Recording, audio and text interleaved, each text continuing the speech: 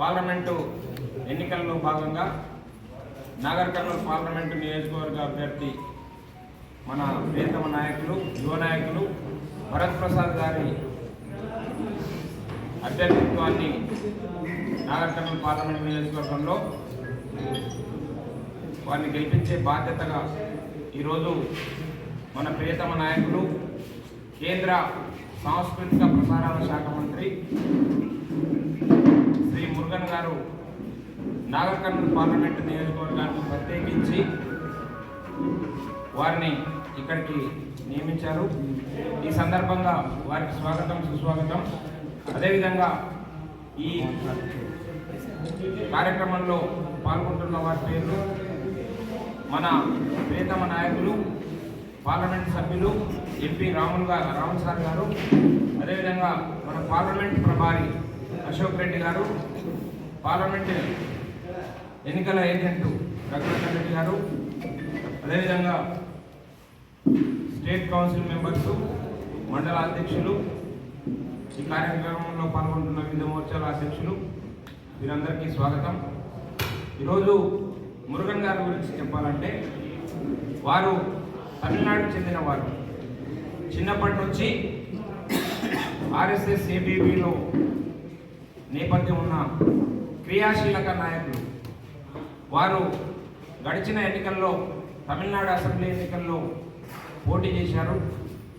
దాని తర్వాత కేంద్ర ప్రభుత్వం వారికి రాజ్యసభ స్థానం కల్పించి కేంద్ర మంత్రిగా బాధ్యతలు అప్పచెప్పడం, సమాచార ప్రసారాల శాఖ మంత్రిగా బాధ్యతలు అప్పచెప్పడం మనకందరికీ, ప్రత్యేకించి దక్షిణ భారతదేశం, మరీ ప్రత్యేకించి దళిత సమాజానికి ఒక శుభ పరిణామంగా భావిస్తూ ఉన్నాం. వీరి రాకతో భారతీయ జనతా పార్టీ, అదేవిధంగా దళిత సామాజిక వర్గం ఒక ఆత్మగౌరవంతో కూడిన నినాదం ఏదైతే ఉన్నదో దాన్ని తూచా తప్పకుండా పాటించిన విధంగా భారతీయ జనతా పార్టీ నిరూపించిందని చెప్పి మీకు అందరికీ తెలియజేస్తున్నాం. ముందుగా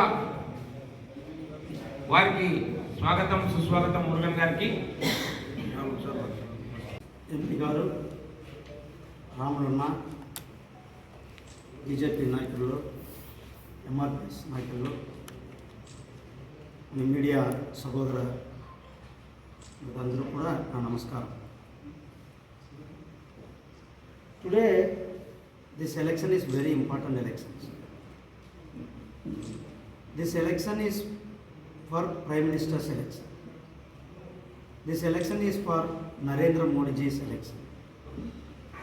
So last 10 years, we are witnessing how the nation is taking development, how our nation is speeding and scale development, and we are leading, marching towards Viksit Bharat. We can tell so many development progress throughout the country. In particularly in Nagar Karnool, our member of parliament, he explained how he sanctioned from our Nitin Gadkari ji for this highway, 1,400 crore worth highway. The work is getting place. So like this development work, this government focused one side infrastructure development, another one side welfare of the people, welfare of the Kisan, welfare of the poor, and all activities we are taking place. See, the government always focus the Mahila Shakti. The Mahila Shakti is the very important, and we have to empower the Mahila. That's why our Prime Minister Shri Narendra Modi's government always focused to the Mahila's welfare and Mahila's empowerment. For that, our each and every house toilet constructed. Prime Minister Awas Yojana, 4 crore houses constructed throughout the nation. But unfortunately, this Telangana government, they are not cooperated, they are not come forward, they are not allowed to the people are getting benefit of the central government scheme. apart from that, our government are focusing Jal Jeevan Mission, Har Ghar Nal Par Jal Dhanakali, for that we are working. And apart from that, Ujjwala, now you can see every household, every sister, every mother, they are getting Ujjwala scheme under the Prime Minister's Ujjwala scheme. So free gas connection. And our Prime Minister given a gift for our sisters. For each and every cylinder, they are getting 400 rupees subsidy for that cylinders. So one side, I already told that infrastructure. Another side, we are focusing for the welfare of the poor people. As well as the Kisan, Raitulu, our Prime Minister Samman Nidhi. Every year, 6,000 rupees directly we are giving to the beneficiaries, direct to them account. So I want to explain here. So this election is for our Prime Minister's election. This election for the nation security election. This election for the development of 2047 Viksit Bharat. For that towards we are going. What this BJP is given fulfill promise to the nation. Two promises we are given. One is Article 370. We told that we are going to revoke Article 370. We revoke. Another one is each and every Indian's dream was that Ayodhya Rama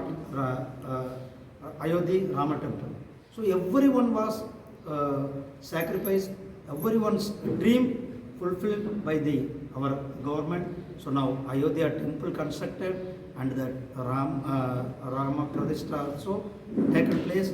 The people from Telangana, they almost 36 trains, special trains has taken to our devote. చాలా కీలక సమయంలో మనం ఉన్నాం. వచ్చే చాలా రోజులు ఉందని చెప్పి అనుకున్న సమయంలో ఇంకా కేవలం 10-12 రోజుల సమయం మిగిలింది. నేను ఈ సందర్భంగా పార్టీ శ్రేణులకు, నాయకులకు అందరికీ విజ్ఞప్తి చేస్తున్నా, ఈ 10 రోజులు ఖచ్చితంగా మనం ఇంకా గ్రామాలకు వెళ్ళి పార్టీ శ్రేణులను ఇంకా మనం వాళ్ళను కదిలించి దేశంలోనే కాదు ప్రపంచంలోనే పేరున్నటువంటి నరేంద్ర మోడీ నాయకత్వంలో ఉన్నటువంటి బీజేపీ అభ్యర్థి భరత్ ప్రసాద్ని గెలిపించాలని చెప్పి ఇది మనకు చక్కటి అవకాశం అని చెప్పి ఈరోజు మిగతా పార్టీలు కూడా చాలా ప్రగల్భాలు వలుపుతున్నారు. వాళ్ళు ఏదేదో చెప్తున్నారు. మీది ఏది చెప్పినా మీ నుంచి ఏది కాదు, ప్రజలు మిమ్మల్ని నమ్మే స్థితిలో లేరు. కేవలం మీరు డబ్బు, అధికారం అనే 2 అంశాల మీద మీరు పోతున్నట్టుంది. కానీ 30 సంవత్సరాలుగా ఈ జిల్లా ప్రజల మనస్తత్వం, ఈ జిల్లా ప్రజల యొక్క అన్ని అవకాశాలు ఏ విధంగానో అవన్నీ కూడా మంత్రిగా, ఎమ్మెల్యేగా, పార్లమెంటు సభ్యునిగా చేయడం జరిగింది. ఈరోజు పార్లమెంటు సభ్యునిగా ఆయన ఏం చేసిండే అంటే వాళ్ళు అడుగుతున్నారు. అసలు పార్లమెంటు చూడండి, పార్లమెంటు మెట్లే చూడని ఎక్కనటువంటి వీళ్లకు నేను పార్లమెంట్లో 6 ప్రశ్నలే అడిగినంట. నయం అసలు పార్లమెంట్లో మాట్లాడలేదని కూడా చెప్పితే కూడా చెప్తారు వాళ్ళు. పార్లమెంటు సిస్టము ప్రొసీజర్ ఏంటంటే ఒక్కొక్క పార్టీ సభ్యుల సంఖ్యను బట్టి స్పీకరు వాళ్ళకు అవకాశాలు ఇస్తాడు. మాది చిన్న పార్టీ 9 మంది, 545 మందిలో చిన్న పార్టీ 9 మంది. ఆ 9 మంది కూడా ఇక్కడ మీటు నొక్కితేనే ఆడ మేము మాట్లాడాలి.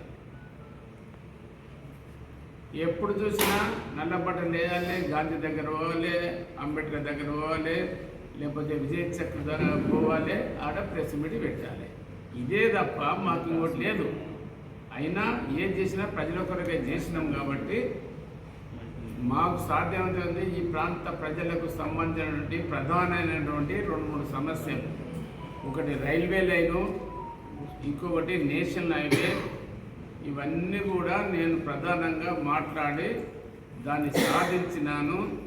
నాకు జీవితంలో మరపురాని విధంగా ఈరోజు మనకు కల్వకుర్తి నుండి నాగర్ కర్నూలు, కొల్లాపూరు, నంద్యాల వరకు దాదాపు 13-1400 కోట్ల రూపాయలతో ఇప్పుడు పనులు ప్రారంభిస్తున్నాయి.